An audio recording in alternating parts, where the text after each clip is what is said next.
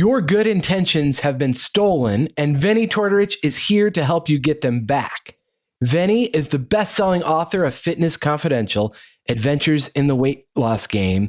He has a popular podcast with the same name, and he's actually a celebrity fitness trainer. Some even call him America's Angriest trainer. Vinnie, welcome to the Next Simple Step podcast. Why are you so angry?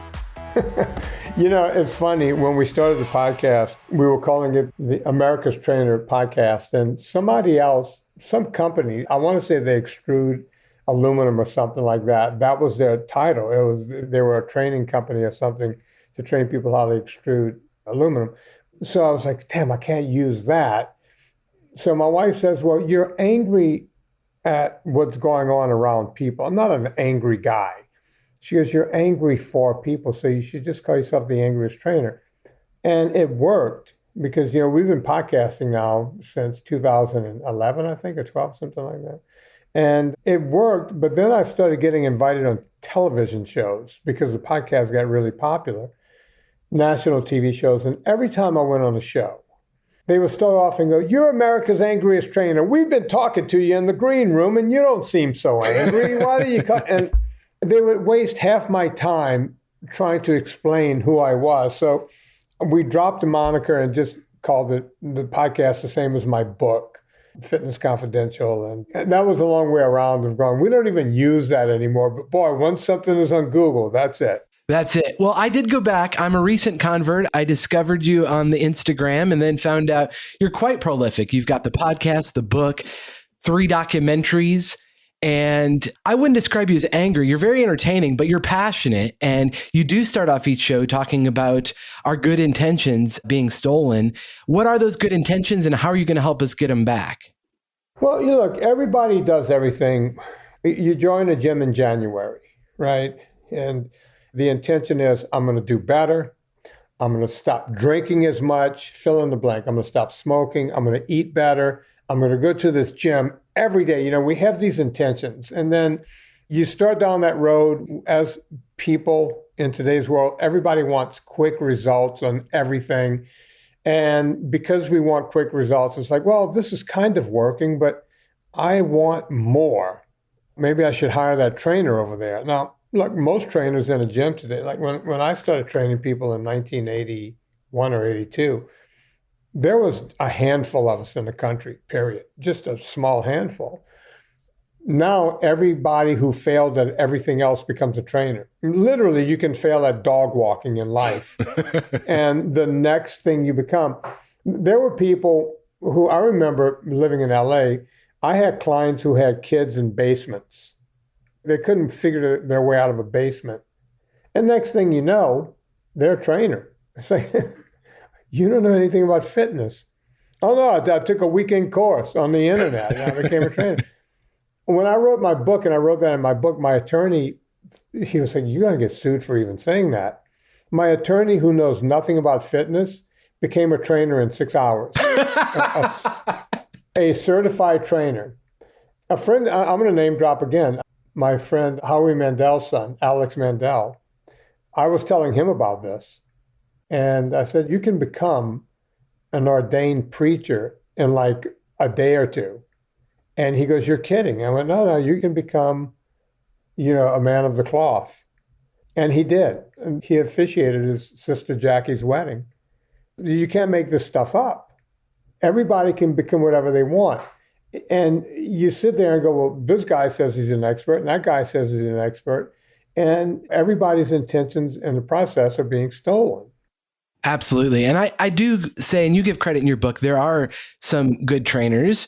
You just have to be able to decipher who's who. And in full disclosure, my wife and I bought a gym last summer. We happened to think the world of our trainers who did more than the weekend course. They're fully certified, but we're doing group training classes. That's different than the personal training that you're talking about. But it's not just exclusive to trainers, right? It's everything. Marketing surrounds us. I think the study is the average person gets about 10,000 marketing messages at them every single day.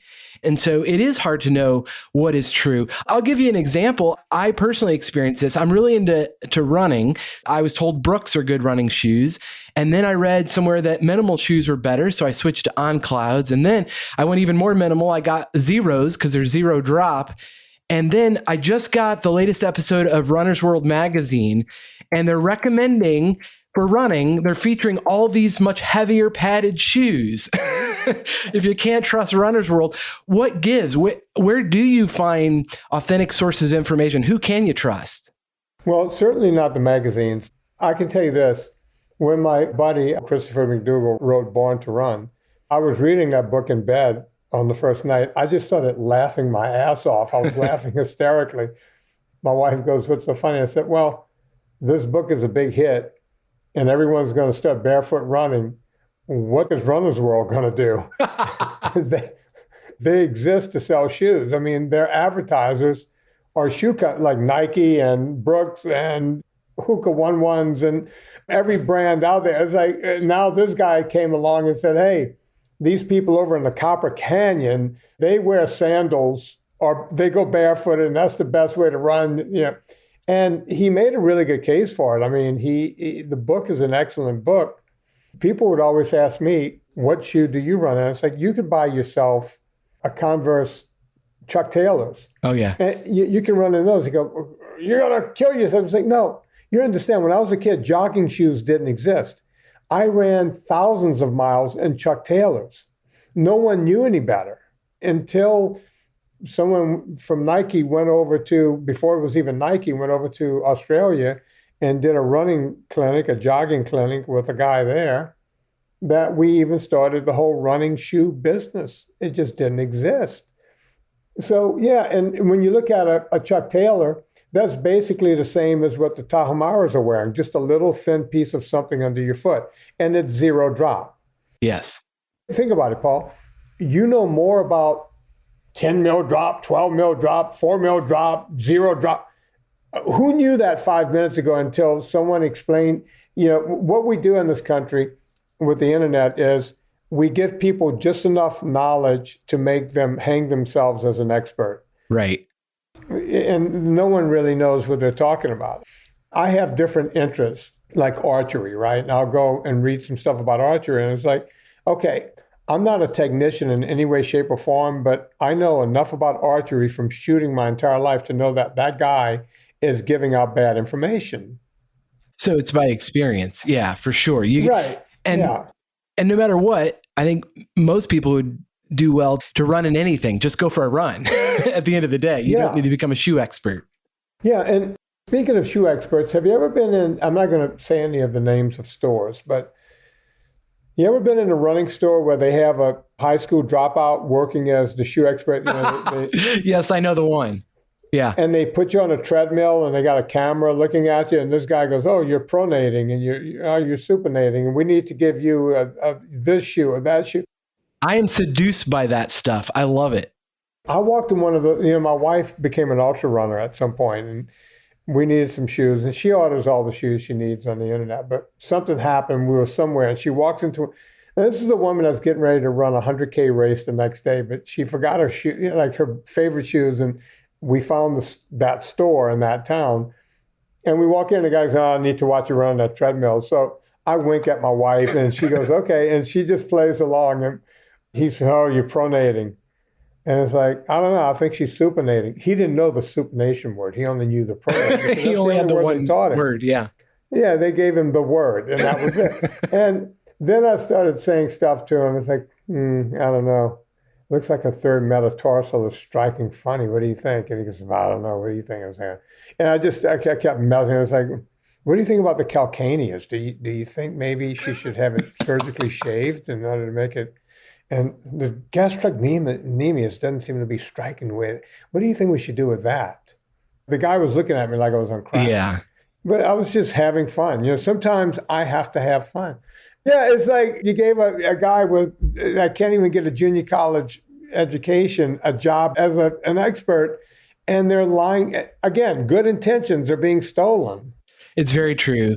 And I appreciate you saying that. I actually looked at buying one of those shoe stores because I was such a fan, but I'm kind of glad I didn't in this case, because I've since been and I've met that high schooler who has good intentions himself, but has no clue what he's talking about. Yeah, and look, I'm glad the guy has a job. I don't begrudge the guy working. I'm just saying that this company's put together a plan where you could teach any monkey to regurgitate Work the plan. the word pronate, and you're a heel striker. Oh, you're a forefront striker. It's all BS.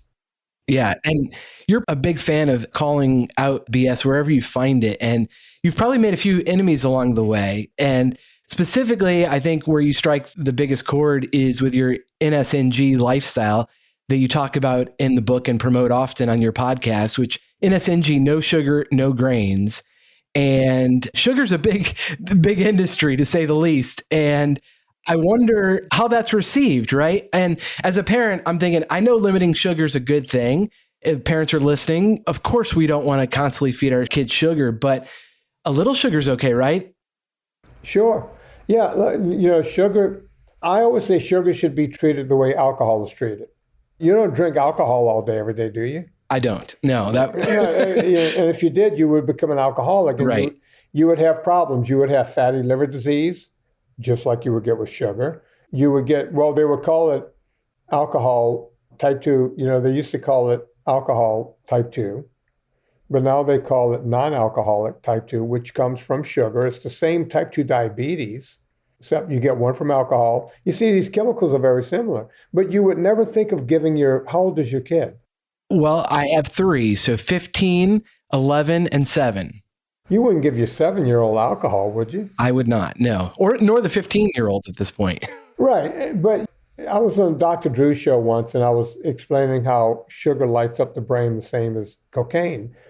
And Dr. Drew, being a specialist when it comes to drugs and the whole thing, he said to me, he goes, well, it's kind of the same, but it's not exactly the same. Cocaine does this, that, and the other thing. I said, yeah, but we're not giving cocaine to kids at birthday parties.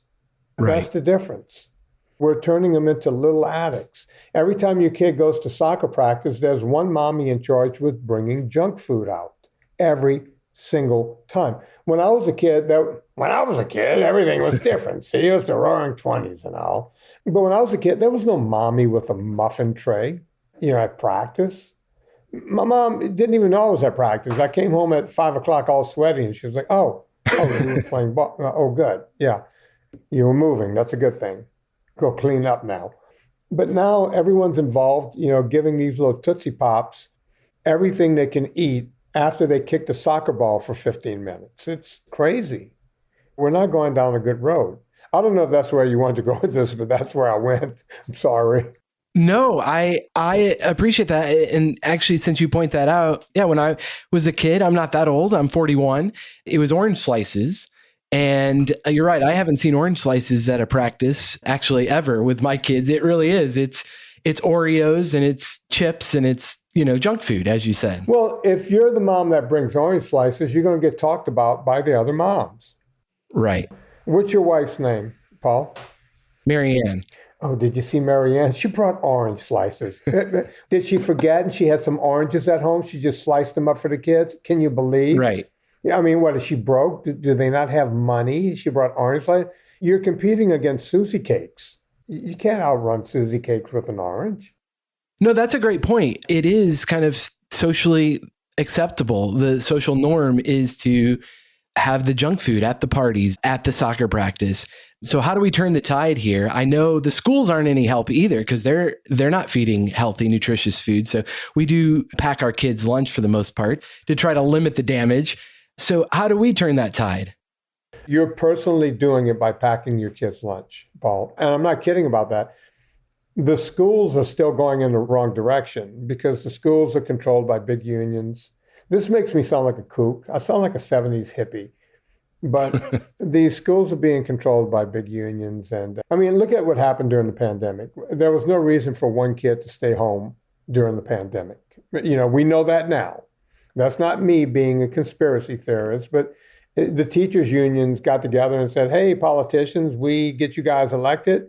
We don't want to go to work and we want to get paid. So now we know kids could have stayed in school the entire time.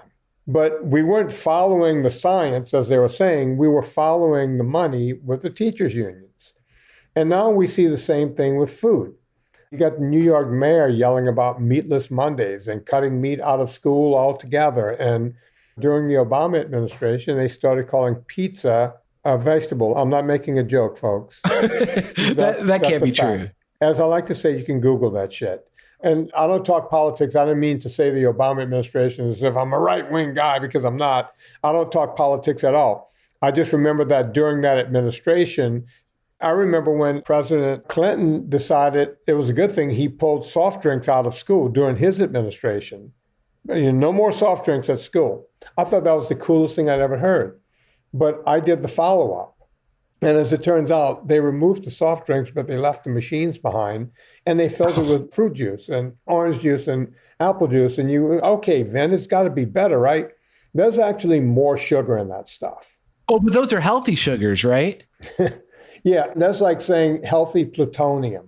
And you can have plutonium. This is the natural, healthy plutonium. Right. I guess all plutonium is natural, but poppy seeds are grown in a field. Therefore, heroin has to be good. It makes no sense. There's nothing healthy about any sugar whatsoever. Your liver sees it all the same way. Yeah.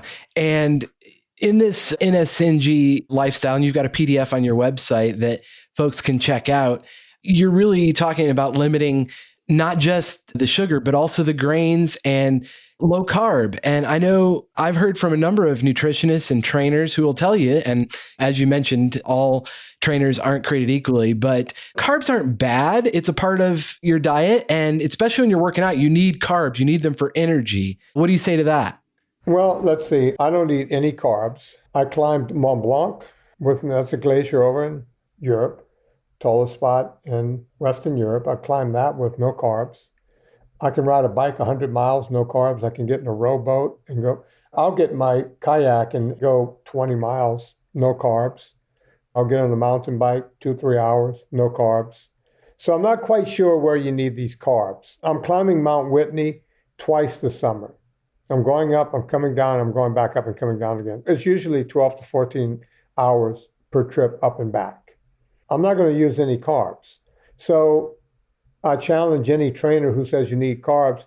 And some trainers, and these are my favorites, the ones that say you need carbs to build muscle. Carbohydrates are a macronutrient that doesn't add anything to you. When you break down muscle, you rebuild it with protein, period. It's period. There's nothing else there. We use fat for energy. The fat can be turned to a butyrate known as a ketone body, and your body can learn to use those very efficiently. I know my body has, and my body is no different than yours or anyone else's. So if anyone can tell me why the macronutrient carbohydrate has to exist on any level, I'd like to hear it. Now, the argument from the trainers will be, dude, broski, you don't understand, brother. You need insulin, and the insulin does it. I love how they start using fancy words and they don't really know what they mean. We're back to the shoe store lackey, right? Yeah, they read it in Muscle and Fitness, and all of a sudden they're an expert. It was like back in the 70s, because I've been in the gym now for over 50 some odd years. And back in the 70s, guys were trying to tell me about steroids back when everybody was taking, there was a simple steroid called Dianabol. And they were, dude, you could take this Dianabol, you cycle for 6 weeks and you go off and then you could go back on and your body will, the uptake and the whole thing.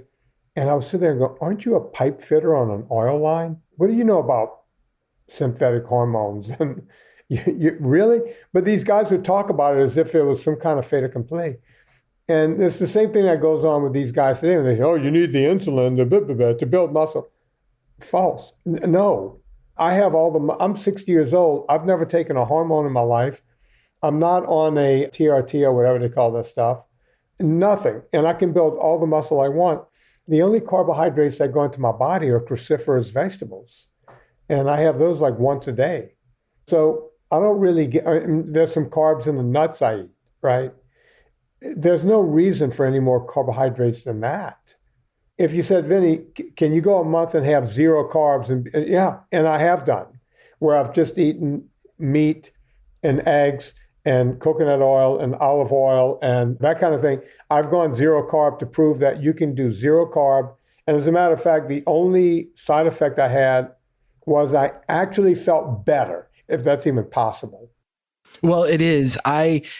was just curious. I love to learn and about my own body and what works and what doesn't, and end up doing the things that bring me more energy. And so I got a continuous glucose monitor for a few months and learned, because I enjoyed my fruit and I would have a big bowl of grapes and I saw what that did to my blood sugar, went through the roof. And of course, what goes up comes down. And when it crashes, so does my energy. And so I've learned, which fruits and the order in which you eat foods matters as well. I'm resonating with what you're saying, but I know that there's a lot that passionately disagree.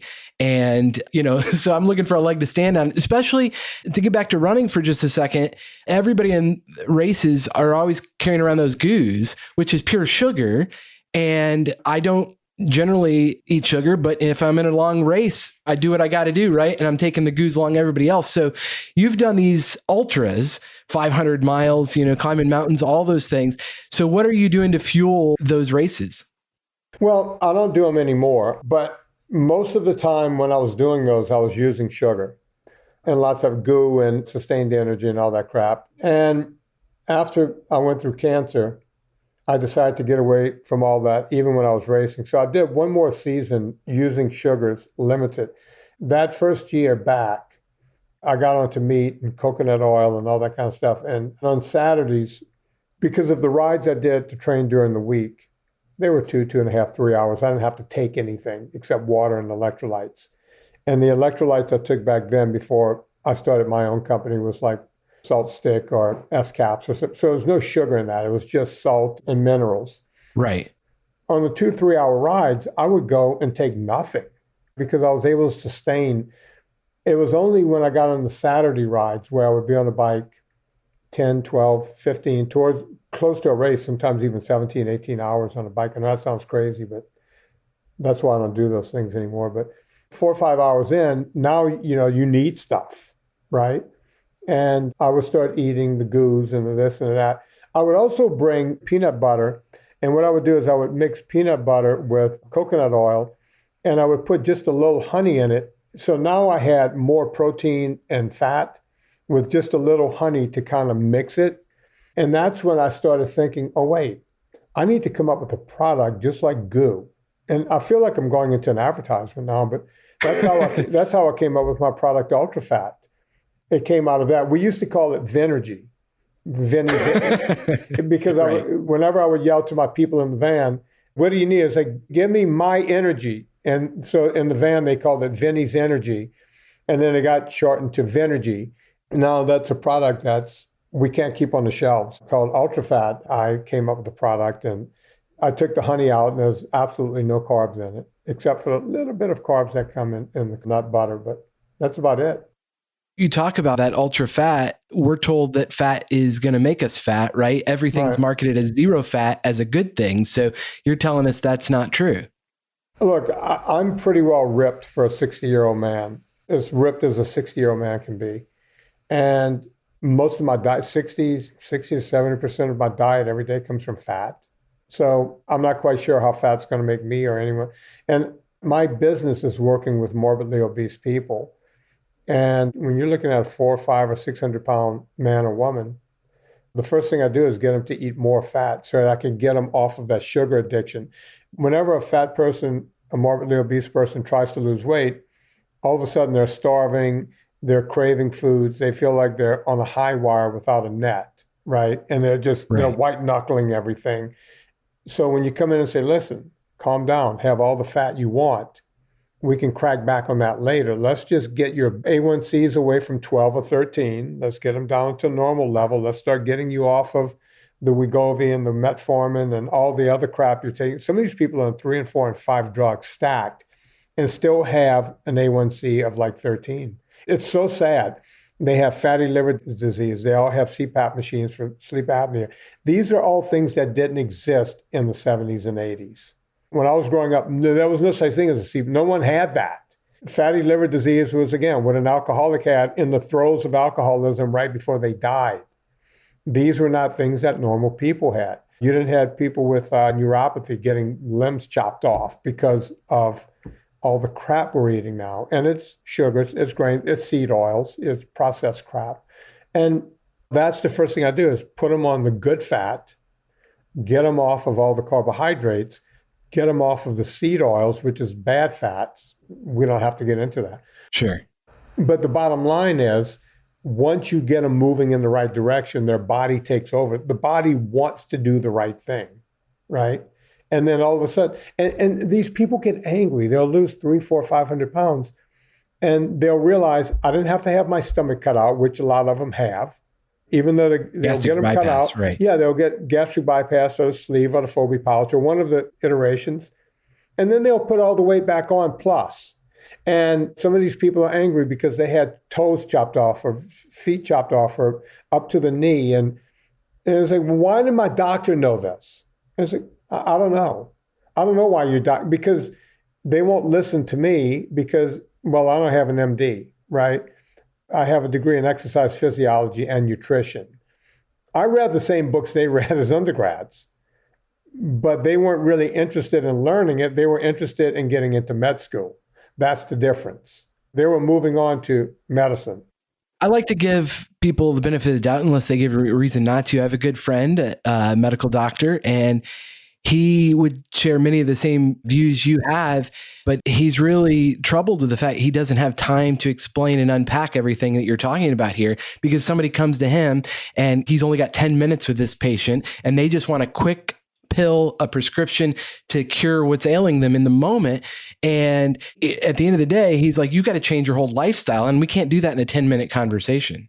Right. And that's why a lot of doctors are going to these concierge programs. They're leaving the big.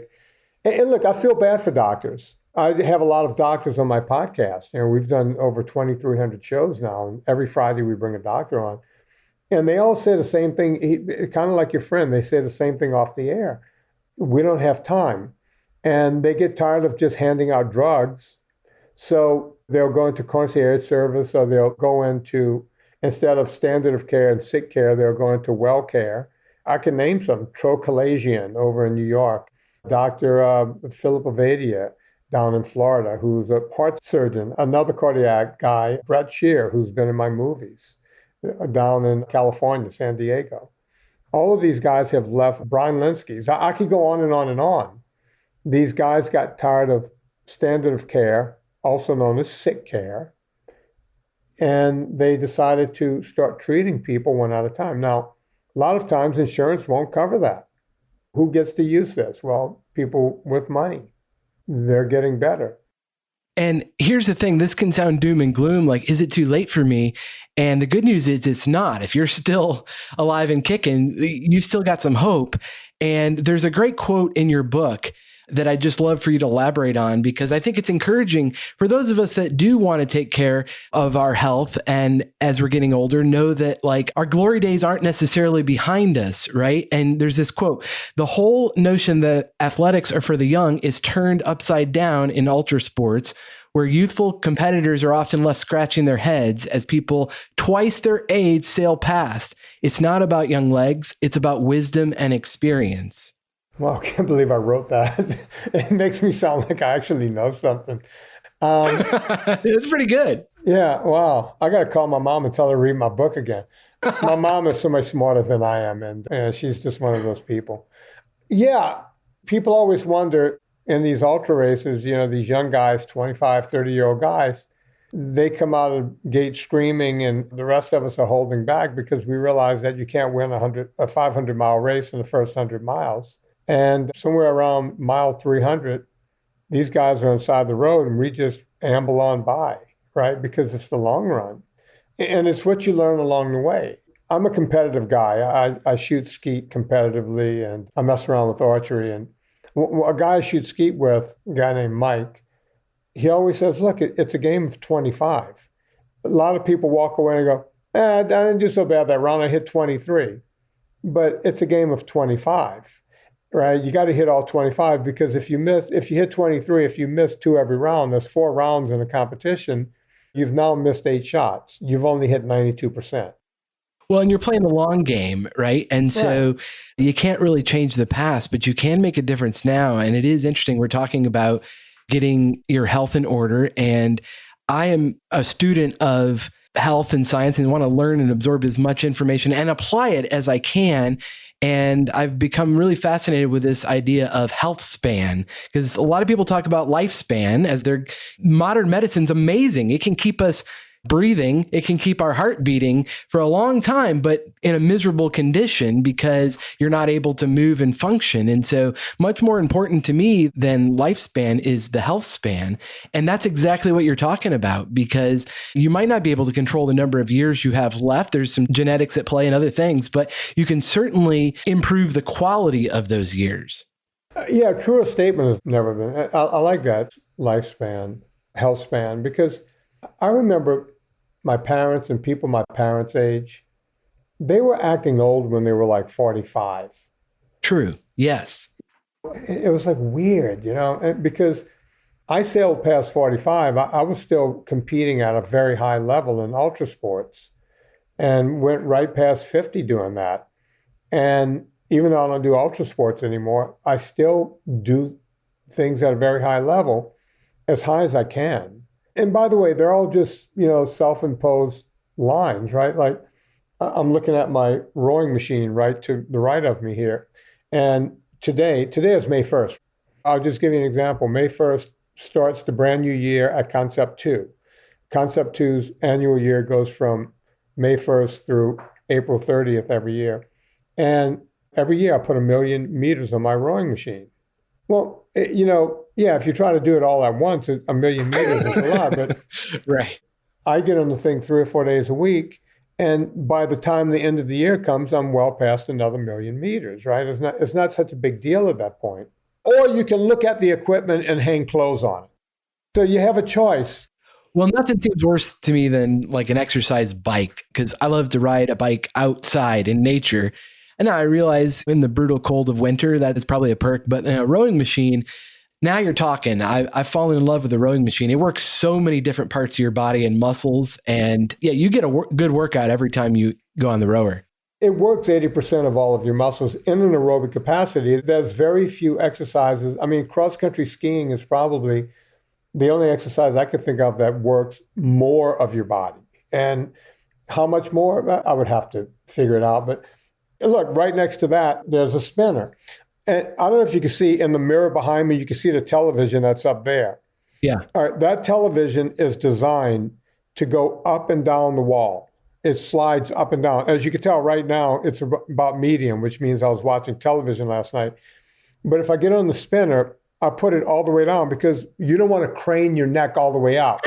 And when I'm on the rowing machine, it's way high. It's almost touching that beam up top, because when you're on a rowing machine, you want to look eye level or up. And people go, well, and you spend a lot of time thinking about that. It's like, yes, I do, because here's the deal. If you're going to watch television, you might as well be doing something besides sitting there, because sitting there, you're rotting.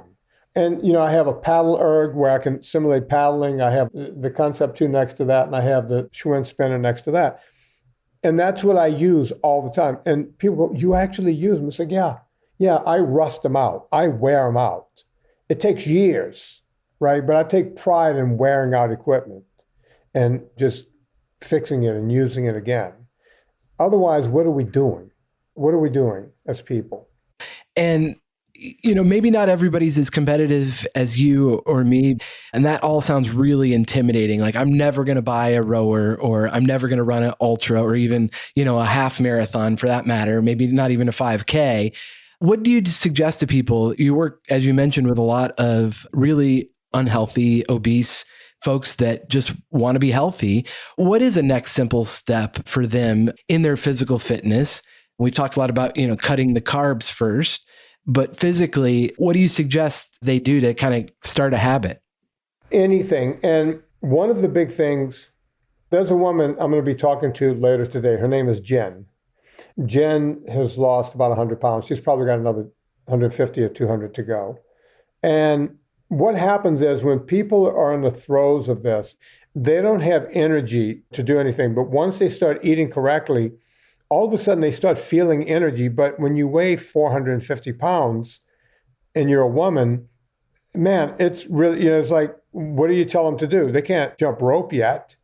They can't do anything. So I try to get them to do things like, it's like, hey, where do you live? Always figure out where they live and what's around them. Do you live in an inner city? Because I don't want you to go outside and get shot, right? Do you live in an area? Can you get to a gym? I figure out what they can do. Sometimes it's literally walk to your mailbox, walk back, give me a call when you get back. And by the way, I do a lot of these calls. I do paid phone calls, but I do a lot of these calls just on the house because I'm trying to help people. And it's like, when you get back, text me. And then I'll say, okay, tomorrow, you got your mailbox? Yes. Get to the mailbox, come back, get to the mailbox again and come back and text me. And after they do that a few times, they're off and running. And then they'll say, well, can I do anything else? Yeah, wall push-ups. And they go, huh? I just want you to put a little pressure on the wall and push yourself away. Just a little, because asking these people, a 450-pound woman, to do a push-up, even from her knees, it's not going to happen. That's a lot. That's like a guy bench pressing 280 pounds. You're not going to do that. No, and that's what I appreciate. That's what in the short time I've listened to your podcast and read your book, I can tell you do care about people at the end of the day, and everything's context dependent. It matters. Like you said, you get to know who you're talking to and who you're coaching, and there is a plan for you. And so I love that you're putting it all out there. So even if somebody can't afford to maybe hire you as a trainer, you've put most of the content out there for free. And your documentaries are excellent as well, kind of the learning the why behind why we've been lied to on some of these things and why maybe we're not getting the results that we would hope to get. And it's not too late to make that change. One more thing, Vinnie, before I let you go, because I love this, I want maybe if you could elaborate on it. Everybody talks about IQ. I've talked a lot about EQ, or emotional intelligence. I think that is critical for people. I think you have a high emotional intelligence, just getting to know people. But then in your book, you say you also care about FQ, and that was new to me. What's FQ? It's one of those little Vinnie creations. It's a good one, though. I want to use it. Look, I grew up in the swamp in Louisiana. I mean, nobody leaves the swamp. And it's because it's comfortable. You know, families are down there and everyone is in it. You know, you get to know family and friends and the whole thing.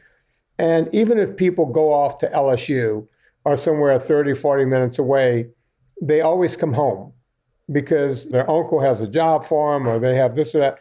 And yeah, it's familiar. And I wanted to see the world. And I wasn't going to be scared by the world.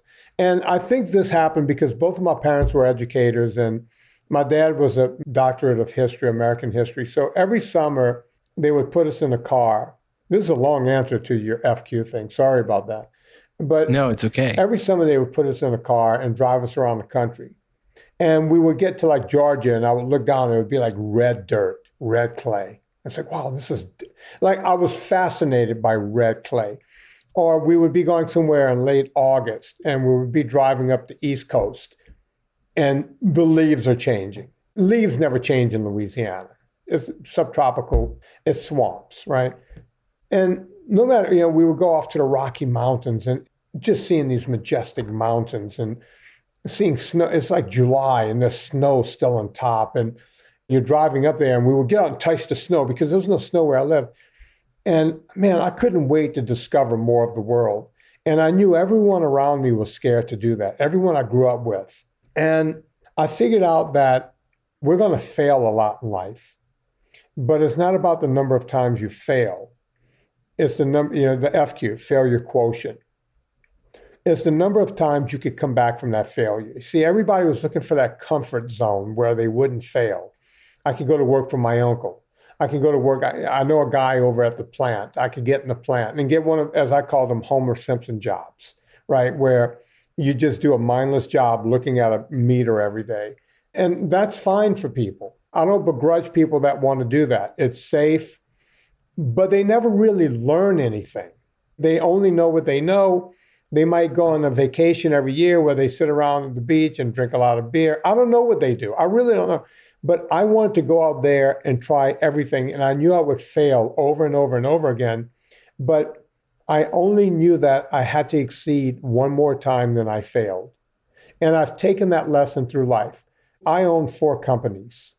That shouldn't be for a guy that grew up in a swamp that was basically considered least likely to succeed in this class.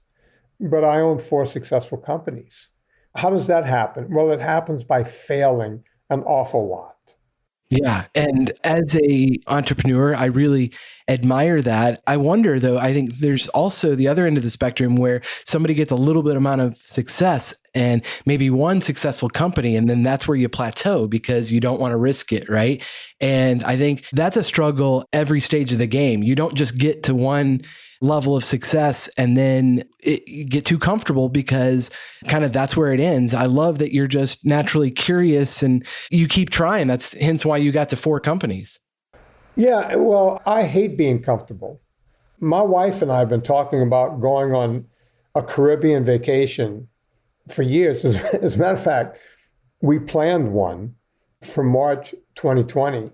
Or April 2020, we were going off to some fancy place, like Aruba, somewhere like that. And I was getting nervous about it. I was like, what am I going to do? I'm going to be sitting on the beach. And then what do I do? And what if someone brings me a drink? Do I tip them? I don't even know what to do. I've become successful in life and I don't even know how to go be comfortable. And then COVID came along and I went, at least I don't have to take that trip now. Because every time I take a trip, I'm running off to a mountain. I'm running At off. least I don't have to take a vacation now. I think you're the one guy. That's the silver lining of COVID right there. It's like, I can stay home. And look, we do go, my wife is from Europe, so we go to England, and one of her sisters live in Paris. So we go there. But when I'm there, I'm not there drinking a drink with an umbrella in it. It's, oh my God, let's go see the Louvre. I want to go see this. I want to go see that. I want to go. How far am I? Can I fly to another country and go climb the Matterhorn? What can I do while I'm here? The last time I was in England, my brother-in-law took me pheasant hunting, which is a completely different hunt than, I grew up hunting here, and they get dressed up. You have a coat and tie on, and they literally serve you drinks. Now, There's a uniform. Yeah, you wear a uniform. They had to give me the coat and tie and everything, and a fedora. And I'm out there hunting, and then we take a break, and they gave me an alcoholic drink. And I was like, we're still shooting later, right? And they're like, oh, yes, have your drink, and we'll shoot more later. And I'm like, wow, this is something that doesn't happen in America. No one drinks until you're completely done. So that's probably a good rule. I don't know that you want to be around a bunch of guys drinking and shooting. Oh, God, no. But boy, that day I did. Because that's the way they roll over in the UK. The culture, right? Yeah, it's like I want to do what they're doing there. Sure. Kind of like Jay Peterman, and if you watch the old Seinfeld shows, I like to go somewhere and just do this immersion of what's going on in that culture. I went to England and I did everything you do in England. I mean, India. I did everything you do in India. You go to Australia, you do what they do in Australia. But God, please don't bring me to a beach, and I don't know what to do with that. Well, you're speaking my language. I'm with you there. I don't know what to do at the beach, but I have been to India and Africa a couple of times, and it's amazing, big, beautiful world out there. Yeah. And there's a lot to learn from other people and other cultures. And I'm with you, but I think you've offered a lot of encouragement here, I think, for somebody that might be listening and might be discouraged that their best intentions have been hijacked, that you're not alone, first of all. And second of all, I mean, there is some hope. There is a way out. And you can check out all of Vinnie's resources at his website, vinnietortorich.com. And you can check out his podcast, his book. And then, of course, you've got a PDF as well of all the NSNG recommendations if folks want to try that out and see if that helps them have more energy and be healthier. So, Vinnie, thank you so much for being here today. It's been a huge honor. Paul, thanks for having me on, man. This has been great. You're welcome. Well, thanks for being here, and thanks for listening to the Next Simple Step podcast.